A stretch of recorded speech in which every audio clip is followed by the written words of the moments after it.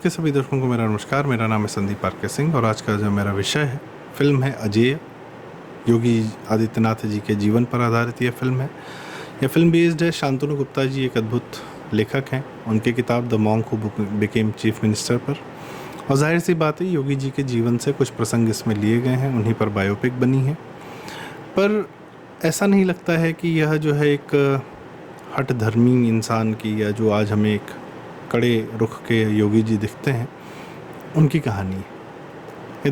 ये कहानी दिखती है एक ऐसे यंग नौजवान की जिसको ये दिख रहा था कि समाज में कहीं ना कहीं अत्याचार हो रहा है, कुछ गलत हो रहा है, कोई सही नहीं कर रहा है, लोग दबते जा रहे हैं, लोगों की पीड़ा दिख रही है, लोगों के साथ बुरा होता हुआ दिख रहा है और उसको सही करता हुआ उन्हें कोई नहीं दिख रहा है। तो वह एक मासूम सा स्टूडेंट किस प्रकार से ये दृढ़ इच्छा लिए कि सही तो करना है, अब कैसे करना है ये वह सीखता जाता है, समझता जाता है। उसके लिए अपना जीवन त्याग करता है। जीवन एज इन की माता पिता और जो पूरा सामाजिक जीवन होता है वह त्याग करता है। एक संत बनता है, साधु बनता है, गोरक्षनाथ पीठ में अपने आप को समर्पित करता है।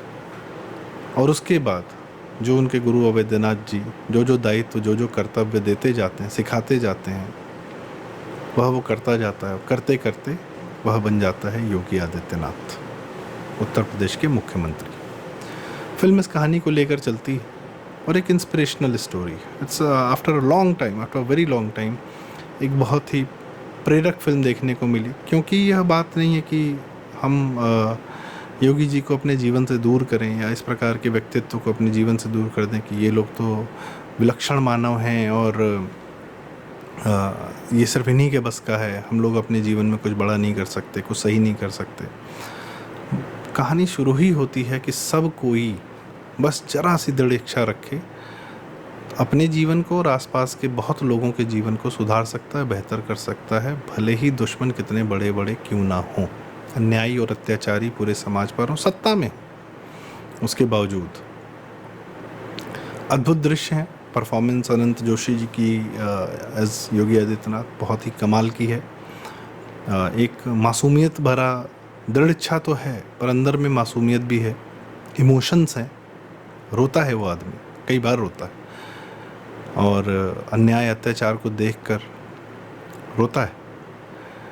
और जब दृढ़ इच्छा आती है, एक सीन कमाल का है जब परेश रावल जी जिन्होंने गुरु अवैधनाथ जी का रोल निभाया है, कमाल का निभाया, बहुत अच्छी छाप छोड़ी है। जब पहली बार मिलने जाता है, इंतज़ार कर रहे होते हैं, बड़ा अच्छा उसको डिज़ाइन भी किया गया उस सीन को। मतलब technically the film is very good.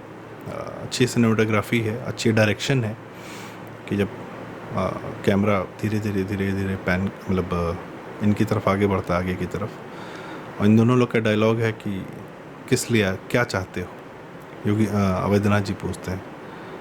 और अजय, जो कि उनका फिल्म में नाम है, पूर्वाश्रम नाम है, वह कहता है कि उद्देश्य। महंत जी कहते हैं बहुत कठिन होगा, तो वो कहते हैं हठी हूँ। ये बात, ये 4 लाइनें जो है ना फिल्म की, ये 2 डायलॉग, ये अपने आप में संपूर्ण जीवन को चरितार्थ कर देते हैं, बता देते हैं योगी जी के। और यही फिल्म का मुझे लगता है टेक अवे भी यही है कि everybody should have a purpose.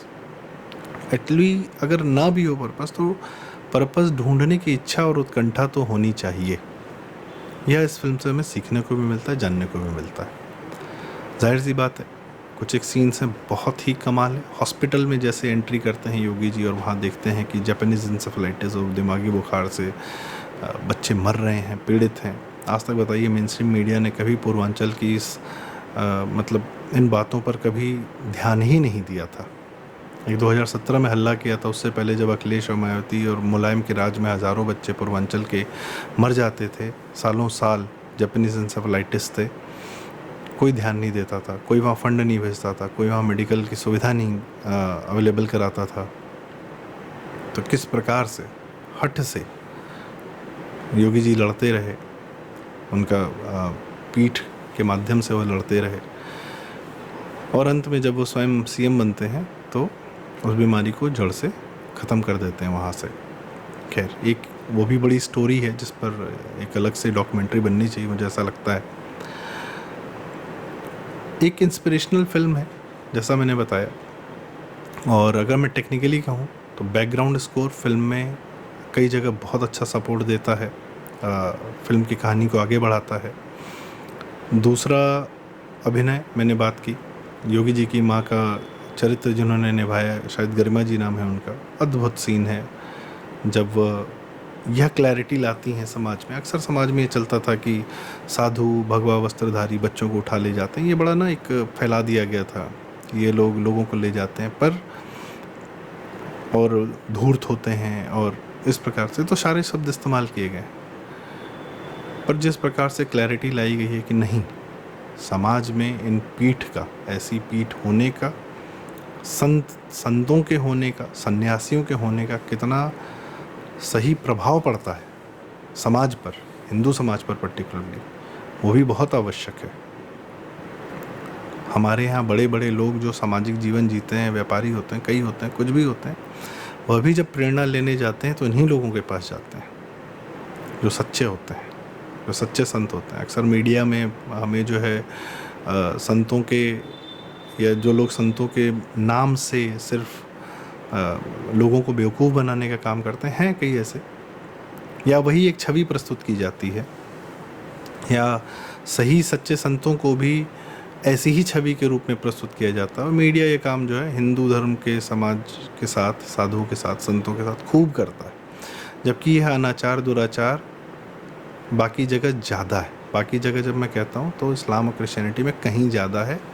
वहाँ के जो जो मजहबी हैं या जो फादर पास्टर इत्यादि इत्यादि हैं, वो लोग कितना दुराचार अनाचार करते हैं अपने ही लोगों के साथ, उसकी कोई सीमा नहीं। खैर, उस पर हम बाद में जाएंगे। तो हिंदू समाज की गुरु शिष्य परंपरा को इतने अद्भुत तरीके से फिल्म दिखाती है कि लगता है कि हाँ, ये हमारे समाज का एक अभिन्न हिस्सा होना चाहिए, अभिन्न अंग होना चाहिए।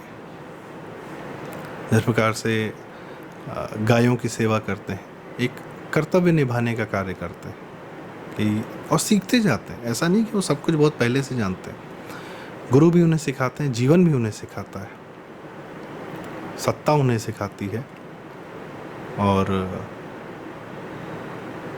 टूटते नहीं, यह तय है कि दृढ़ता रहती है। और फिल्म के डायलॉग हैं, आप फिल्म देखने जाएंगे हॉल में देखिएगा, फिल्म के डायलॉग्स हैं जिस पे आप देखेंगे कि जनता सीटियां भी मार रही है। फिल्म मतलब हॉल में आपको एक अलग एक्सपीरियंस देती है कि ताली बजाने का मन करता है आपको, और ऐसे सीन्स हैं, ऐसा इमोशंस जगाती है फिल्म की, और आपको रेलेवेंट लगती है क्योंकि ये जिन घटनाओं, क्योंकि फिल्म बनी है इनके शुरुआती जीवन काल से लेकर उस आखिरी मोमेंट तक जहाँ पर वह यूपी का सीएम बनते हैं 2017 तक का। उसके बाद के कार्य तो आपने देखे हैं, पर जो आज वो कार्य कर रहे हैं उनके मन में, विचार में कहाँ थे, यह आपको देखने को मिलता है कि वहाँ पर ये पहले से इच्छाएं जागृत थीं, तभी आज वह कार्य कर पा रहे हैं। तो एक बड़ी सुंदर कमाल की फिल्म बनाई है, और जैसा मैंने बताया, राइटिंग भी अच्छी है फिल्म की, और डायरेक्शन बहुत अच्छा है। मतलब मैं डायरेक्टर को साधुवाद देना चाहूँगा कि अक्सर क्या होता था कि राष्ट्रवादी फिल्में जो हैं, जो कि बॉलीवुड से बिल्कुल भी समर्थन नहीं है, तो टेक्निकली बहुत ज़्यादा फ्लॉड होती थी। उनमें बड़ी इमोशंस तो होते थे पर टेक्निकली बहुत फ्लॉड होती थी। कम ही फिल्में ऐसी आई जो टेक्निकली भी अच्छी थी, जो आपको बांध के रख सकती थी, जैसे कश्मीर फाइल्स थी या बंगाल फाइल्स थी। इस तरीके से जो हमारी विवेक अग्निहोत्री जी, चूँकि वो उसी बॉलीवुड के फिल्म मेकिंग सिस्टम से आते हैं, तो वह थोड़ा सा टेक्निकली इक्विप्ड है।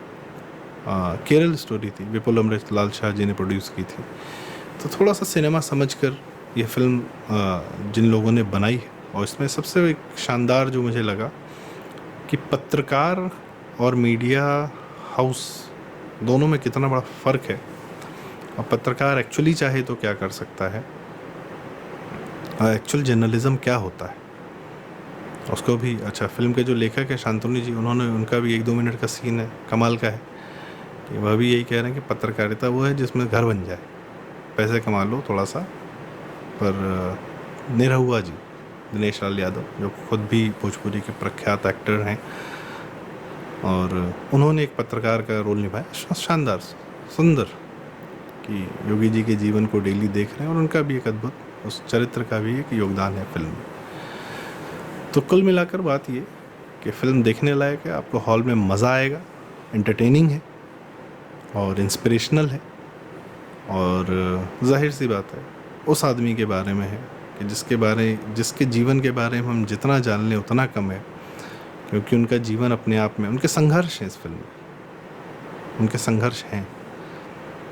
तो आपका जीवन, हम सबका जीवन भी संघर्ष में होता है, तो जहाँ थोड़ा बहुत संघर्ष है वहाँ किन विचारों के साथ हमें अपने जीवन को बेहतर बनाना है, न सिर्फ अपने जीवन को, आसपास के समाज के जीवन को भी हम बेहतर बना सकते हैं। भगवान ने आपकी नियति में भी बहुत कुछ लिखा है, आपके हाथ से भी कई काम होने हैं, यह बात आप मानिए और उसके लिए बस कंटिन्यूसली लगे रहिए। यह एक संदेश जो है मुझे लगता है इस फिल्म से लिया जाना चाहिए और इस फिल्म को ज़रूर ज़रूर ज़रूर देखा जाना चाहिए। तो इसी के साथ आपसे रिक्वेस्ट, कृपया परिवार समेत जाएं फिल्म देखने और सबको दिखाएं, बच्चों को भी ज़रूर दिखाएं और उस यूपी को भी दिखाएं जो योगी जी के आने से पहले था। उस उत्तर प्रदेश का देखा जाना बड़ा ज़रूरी है जो योगी जी के आने से पहले था, फिल्म में दिखाया भी गया है चीज़। तो इसी के साथ आज की चर्चा का यहाँ समापन करते हैं। बहुत बहुत धन्यवाद। यदि वीडियो उचित लगा हो तो कृपया वीडियो लाइक करें, शेयर करें, अपनी राय हमें कमेंट्स में ज़रूर बताएं। फिल्म देख कर आएँ तब भी हमें ज़रूर बताएं और चैनल ज़रूर सब्सक्राइब करें प्रारब्ध। बहुत बहुत धन्यवाद। नमस्कार।